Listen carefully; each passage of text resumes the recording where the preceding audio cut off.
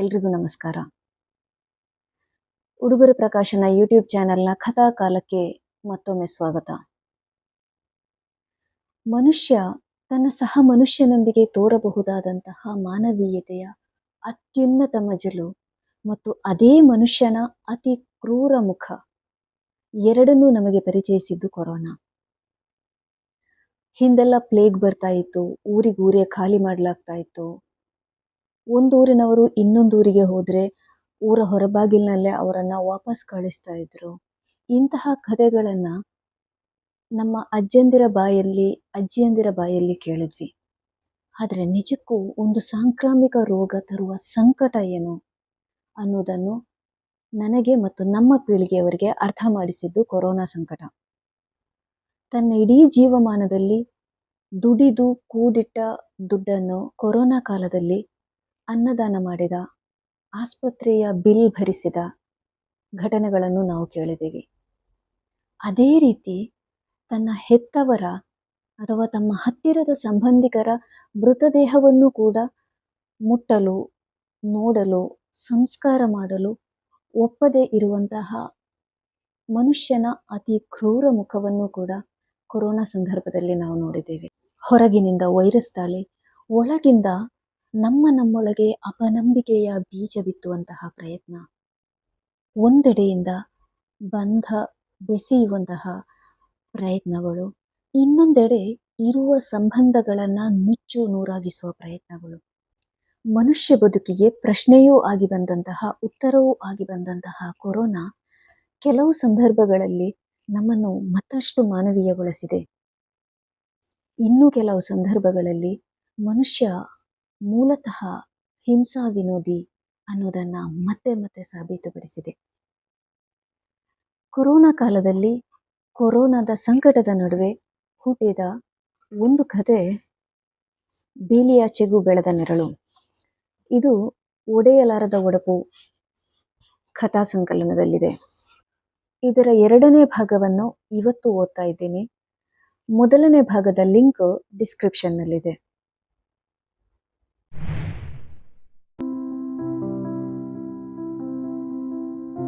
ಮರುದಿನ ಬೆಳಗ್ಗೆ ಲಘು ಬಗೆಯಿಂದ ಗೆಳತಿಯ ಮನೆಗೆ ಹೊರಟರೆ ಅವಳನ್ನು ಸ್ವಾಗತಿಸಿದ್ದು ಸಾವಿತ್ರಮ್ಮನ ಮರಣ. ಶ್ರೀಧರನಿಗೆ ವಿಷಯ ತಿಳಿಸಿ ಅಂತಿಮ ಸಂಸ್ಕಾರಕ್ಕೆ ಅವಳಿಗೆ ತಿಳಿದಷ್ಟು ತಯಾರಿ ಮುಗಿಸಿ ಅವನನ್ನು ಕಾಯುತ್ತಾ ಕೂತಳು.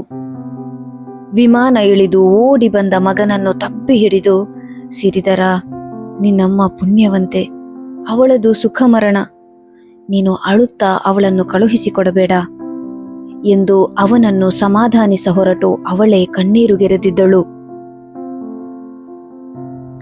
ಅಮ್ಮನ ಸಾವಿನ ದಿಗ್ಭ್ರಾಂತಿಯನ್ನು ಮೀರಿ ಶ್ರೀಧರ ಮುಂದಿನ ಕಾರ್ಯದ ಕಡೆ ಗಮನ ಕೊಡಬೇಕಿತ್ತು. ಪಾತುಂಜಿ ಅವನ ಬೆನ್ನಿಗೆ ನಿಂತಿದ್ದಳು. ತುಂಬು ಗರ್ಭಿಣಿ ಮಡದಿ ಯಮುನಾ ಸಾವಿಗೂ ಅಪರಕ್ರಿಯೆಗೂ ಪ್ರತಿಕ್ರಿಯಿಸಲಾಗದೆ ಸುಮ್ಮನೆ ನೋಡುತ್ತಾ ನಿಂತಿದ್ದಳು. ಹೆರಿಗೆಯ ದಿನಾಂಕ ಹತ್ತಿರ ಬರುತ್ತದೆ ಎಂದಾಗುವಾಗಲೇ ಮನೆಯಲ್ಲೊಂದು ಸಾವು. ಅವಳಾದರೂ ಏನು ಮಾಡಲು ಸಾಧ್ಯ? ಶ್ರೀಧರ ಊರಲ್ಲಿ ಇದ್ದಷ್ಟೂ ದಿನಗಳಲ್ಲಿ ಯಮುನಾಳನ್ನು ಜೋಪಾನ ಮಾಡಿದ್ದು ಜೈನಬ. ಕಂಪೆನಿ ಕೆಲಸ ಶ್ರೀಧರನನ್ನು ಕೈಬೀಸಿ ಕರೆದಂತೆ ಅಮ್ಮನಿಲ್ಲದ ಮನೆಯನ್ನು ಮತ್ತೆ ಬಿಟ್ಟು ಹೋಗಬೇಕಾಯಿತು. ಅವರು ಇರುವಷ್ಟು ದಿನ ಇದ್ದ ಕಲರವ ಇನ್ನು ಮುಂದೆ ಇರೋದೇ ಇಲ್ಲ ಅನ್ನೋದು ನೆನೆಸುವಾಗಲ್ಲ ಪಾತುಂಜೆಗೆ ದುಃಖ ಉಮ್ಮಳಿಸಿ ಬರುತ್ತಿತ್ತು. ಶ್ರೀಧರ ಮನೆಯ ಕೀಲಿ ಕೊಡಲು ಹೋದಾಗಲಂತೂ ಅವಳು ಬಿಕ್ಕಿ ಬಿಕ್ಕಿ ಅತ್ತೇ ಬಿಟ್ಟಿದ್ದಳು. ಶ್ರೀಧರನೇ ಸಮಾಧಾನ ಪಡಿಸಿದ್ದ. ಮನೆಗೆ ತಲುಪುವಷ್ಟರಲ್ಲಿ ಅವನ ಕಣ್ಣಾಲಿಗಳಲ್ಲೂ ನೀರು ಗಿರಿಗಿಟ್ಲೆ ಆಡುತ್ತಿತ್ತು. ಬೆಂಗಳೂರು, ಅಲ್ಲಿನ ಧಾವಂತದ ಬದುಕು, ತನಗಿಲ್ಲಿ ಬೇರು ಬಿಡಲು ಸಾಧ್ಯವೇ ಆಗುತ್ತಿಲ್ಲ ಎನ್ನುವ ತೊಳಲಾಟ, ಕೆಲಸದಲ್ಲಿನ ಮುಂಬಡ್ತಿಯಲ್ಲಿ ಆದ ಅನ್ಯಾಯ, ರಾಜಕೀಯ, ಇವೆಲ್ಲದರಿಂದ ಬೇಸತ್ತ ಶ್ರೀಧರ ಆಗಾಗ ಊರ ಬದುಕನ್ನು ನೆನೆಸಿಕೊಳ್ಳುತ್ತಿದ್ದ. ಜೊತೆಗೆ ಯಮುನಾಳ ಹೆರಿಗೆ, ಮಗು, ಆಸ್ಪತ್ರೆ, ಅದು ಇದು ಅಂತ ಒಬ್ಬನೇ ಒದ್ದಾಡುತ್ತಿದ್ದ. ಮೇಲಾಗಿ ಅವನ ಪುಟ್ಟ ಮಗುವಿಗೆ ಬೆಂಗಳೂರಿನ ಹವೆ ಒಪ್ಪುತ್ತಲೇ ಇರಲಿಲ್ಲ. ಅದಕ್ಕೆ ಸರಿಯಾಗಿ ಪಾತುಂಜಿಯು ಒಮ್ಮೆ ಕರೆ ಮಾಡಿ, ಸಾವಿತ್ರಮ್ಮ ಹೋದ ನಂತರ ತೋಟವನ್ನು ನೋಡಿಕೊಳ್ಳೋರೇ ಇಲ್ಲ, ನಾನು ಜೈನಬ ಸಲೀಂ ಬೆಳಗ್ಗೆ ಹೋಗಿ ನೀರು ಹಾಯಿಸಿ ಬರ್ತೀವಿ, ತೋಟ ಹೀಗೆ ಬಿಟ್ರೆ ಮರಗಳೆಲ್ಲ ಒಣಗಿ ಹೋಗ್ಬೋದು, ಒಮ್ಮೆ ಬಂದು ಹೋಗು, ಅಥವಾ ಒಂದು ಆಳನ್ನಾದರೂ ಗೊತ್ತು ಮಾಡು ಎಂದು ಗೋಗೆರೆದಿದ್ದಳು. ತನ್ನದಲ್ಲದ ಊರಲ್ಲಿ ಮನಶಾಂತಿ ಇಲ್ಲದೆ ಬದುಕುವುದಕ್ಕಿಂತ ಊರಲ್ಲಿ ಅಜ್ಜನಿಂದ ಬಳುವಳಿಯಾಗಿ ಬಂದ ಆಸ್ತಿಯನ್ನಾದರೂ ನೋಡಿಕೊಂಡು ಇರಬಹುದಲ್ಲ ಅನ್ನಿಸುತ್ತಿತ್ತು. ಈ ಬಗ್ಗೆ ಯಮುನಾಳನ್ನು ಒತ್ತಾಯಿಸುತ್ತಲೇ ಇದ್ದ. ಆದರೆ 2ನೇ ಬಾರಿ ಮುಂಬರ್ತಿಯಲ್ಲಿ ಅನ್ಯಾಯವಾದಾಗ ಮಾತ್ರ ಇನ್ನಿಲ್ಲದ ರೇಜಿಗೆ ಹುಟ್ಟಿ ಯಮುನಾ ಎಷ್ಟು ಹೇಳಿದರೂ ಕೇಳದೆ ಊರಿಗೆ ಗಂಟು ಕಟ್ಟಿದ್ದ. ಹಾಗೆ ಬಂದವನೇ ಕಾರ್ಪೊರೇಟ್ ದಿರಿಸು ಕಳಚಿ ಕೃಷಿಗೆ ಇಳಿದ. ಮೊದಮೊದಲು ಬದುಕು ದುಸ್ತರ ಅನ್ನಿಸಿದರೂ ಬರಬರುತ್ತಾ ಎಲ್ಲ ಸರಿಯಾಯಿತು. ಬೇಕೆಂದಾಗ ಕೈ ಕೊಡುವ ಮಳೆ, ಕೈಗೆ ಸಿಗದ ಕೃಷಿ ಆಳುಗಳು, ಬೆಂಗಳೂರಲ್ಲಿದ್ದಾಗ ತಿಂಗಳ ಮೊದಲ ವಾರ ಕೈಗೆ ಸಿಗುತ್ತಿದ್ದ ಸಂಬಳ ಇಲ್ಲಿ ಸಿಗದೇ ಹೋದದ್ದು, ಎಲ್ಲವನ್ನು ತಾಳೆ ಹಾಕಿ ನೋಡಿದರೂ ಅವನು ಊರಲ್ಲೇ ನೆಮ್ಮದಿಯಾಗಿದ್ದ.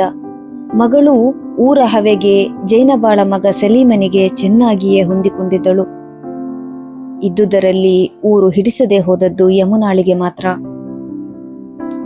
ಬೇಸಿಗೆಯ ವಿಪರೀತದ ಸೆಕೆ, ಮಳೆಗಾಲದಲ್ಲಿ ತಂಡಿ ಹಿಡಿದಂತೆ ಸುರಿಯುವ ಮಳೆ, ಸಾಲದ್ದಕ್ಕೆ ಅಲ್ಲಿ ಇಲ್ಲಿ ಅಂತ ಒಮ್ಮೆಲೆ ಭುಗಿದೇಳುವ ಕೋಮು ಗಲಾಟೆ, ಅರ್ಧ ಕೆಜಿ ಟೀ ಪುಡಿ ಬೇಕಿದ್ದರೂ ಪೇಟೆಗೆ ಹೋಗಲೇಬೇಕಾದ ಅನಿವಾರ್ಯತೆ, ಎಲ್ಲ ಸೇರಿ ಬೆಂಗಳೂರಿನ ಬದುಕೆ ಚೆನ್ನಾಗಿತ್ತು ಅನ್ನಿಸುತ್ತಿತ್ತು ಯಮುನಾಗೆ.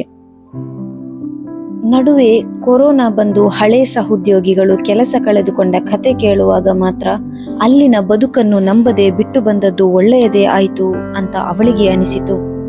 ಆದರೆ ಟಿವಿ ಹಚ್ಚಿದರೆ ಶುರುವಾಗುವ ಕೊರೋನಾ ಕತೆಗಳು, ಬೇಕೆಂದೇ ರೋಗ ಹರಡುವ, ನೋಟಿಗೆ, ಹಣ್ಣಿಗೆ, ಗಾಜಿಗೆ ಎಂಜಲು ಹಚ್ಚುವ ವರದಿಗಳನ್ನು ನೋಡುವಾಗ ಓದುವಾಗ ಯಮುನಾಳಿಗೆ ಭಯವಾಗುತ್ತಿತ್ತು.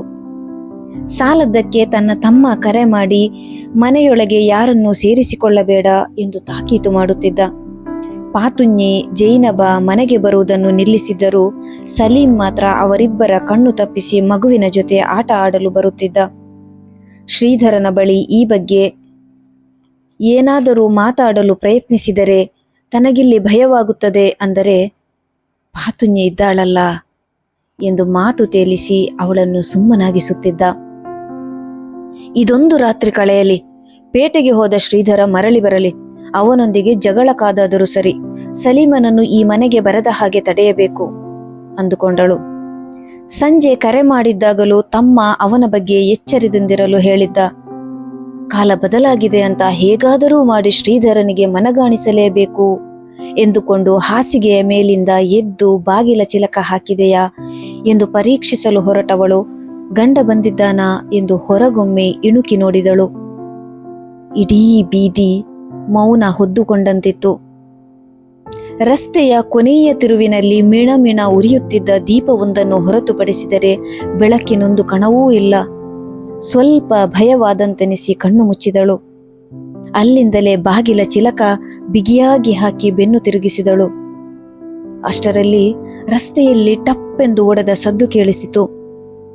ತಿರುಗಿ ನೋಡಿದರೆ ಗಾಳಿಗೋ ಮಳೆಗೋ ಗೊತ್ತಿಲ್ಲ, ಬೀದಿ ದೀಪ ಒಡೆದು ಬಿದ್ದಿತ್ತು. ಈಗ ಇಡೀ ವಠಾರದಲ್ಲಿ ಬೆಳಕಿನ ಸುಳಿವೇ ಇಲ್ಲ. ಮೆಲ್ಲ ಪರದಾಡುತ್ತಾ ಬಂದು ಹಾಸಿಗೆಯ ಮೇಲೆ ಕೂತಳು. ಬೇಡ ಬೇಡ ಎಂದರೂ ಸಂಜೆ ಟಿವಿಯಲ್ಲಿ ನೋಡಿದ ವಾರ್ತೆ ನೆನಪಾಗಿತ್ತು. ಗಂಡನಿಗೆ ಯಾರಿಂದಾದ್ರೂ ರೋಗ ಹರಡಿದ್ರೆ, ತೂ ಬಿಡ್ತು, ಹಾಗೇನೂ ಆಗಿರಲ್ಲ ಎಂದು ತನಗೆ ತಾನೇ ಸಮಾಧಾನಿಸಿಕೊಳ್ಳಲು ಪ್ರಯತ್ನಿಸಿದಳು. ಸಮಾಧಾನವಾಗಲಿಲ್ಲ. ಮಗಳನ್ನು ಮಡಿಲಿಗೆಳೆದುಕೊಂಡು ಮತ್ತೆ ಮಂಚಕ್ಕೆ ಒರಗಿದಳು. ಚಿಂತೆ, ಆತಂಕದ ಮಡುವಲ್ಲಿದ್ದ ಅವಳಿಗೆ ಯಾವಾಗ ನಿದ್ರೆ ಹತ್ತಿತೋ ತಿಳಿಯದು. ಬೆಳಕು ಹರಿಯಲು ಕೆಲವೇ ಗಂಟೆಗಳಿರುವಾಗ ಮನೆಯ ಕರೆಗಂಟೆ ಸದ್ದಾಯಿತು. ಥಟ್ಟನೆ ಎದ್ದು ಕೂತು ಕಣ್ಣುಜ್ಜಿದಳು. ರಾತ್ರಿ ಅದ್ಯಾವಾಗ ಕರೆಂಟು ಬಂದಿತ್ತೋ ಗೊತ್ತಿಲ್ಲ. ಇಡೀ ಮನೆಯ ಬಲ್ಬ್ ಉರಿಯುತ್ತಿತ್ತು. ಕರೆಗಂಟೆ ಮತ್ತೆ ಸದ್ದಾಯಿತು. ಮಗಳ ಕಡೆಗೊಮ್ಮೆ ನೋಡಿ ಅವಳು ಬೀಳದಿರಲೆಂದು ತಲೆದಿಂಬನ್ನು ಅಡ್ಡ ಇಟ್ಟು ಗಂಡನೇ ಬಂದಿರಬೇಕೆಂದು ಬಾಗಿಲು ತೆರೆಯಲು ಓಡಿದಳು. ಹೊರಗಡೆ ಸಲೀಂ ನಿಂತಿದ್ದ.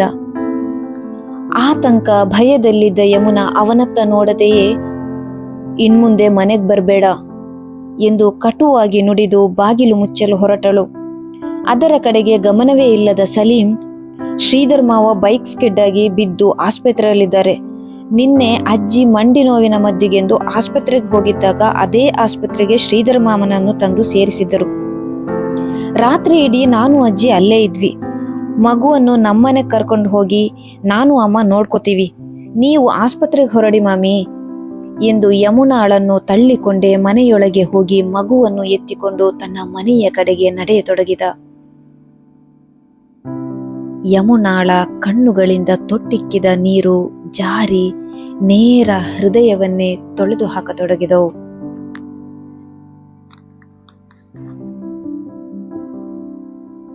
ಧನ್ಯವಾದಗಳು.